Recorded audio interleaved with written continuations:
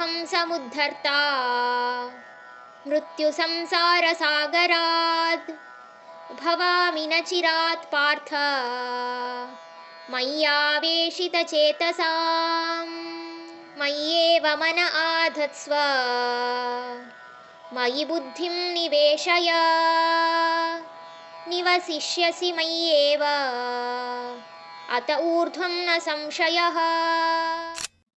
ಪಾರ್ಥ, ಯಾರು ನನ್ನಲ್ಲೇ ಅವರ ಮನಸ್ಸನ್ನ ದೃಢವಾಗಿ ಇಟ್ಟಿರ್ತಾರೋ ಅಂಥವ್ರನ್ನ ಈ ರೋಗ ರುಜಿನಗಳಿಂದ ಅಥವಾ ಮುಪ್ಪು, ವಯಸ್ಸಾಗೋದು ಅಂತ ಹೇಳ್ತಾರಲ್ಲ, ಅದರಿಂದ ನರಳಿ ಸಾಯುವುದಕ್ಕಿಂತ ಮುಂಚೆಯೇ ನಾನು ಅವರನ್ನ ಈ ವಾಸ್ತವಿಕ ಮಹಾಸಮುದ್ರದಿಂದ ಅಂತಿಮ ಕ್ಷಣವಾಗಿ ಬಂದು ಅವರನ್ನ ಮುಕ್ತಿಯ ಕಡೆಗೆ ಬಿಡ್ತೇನೆ.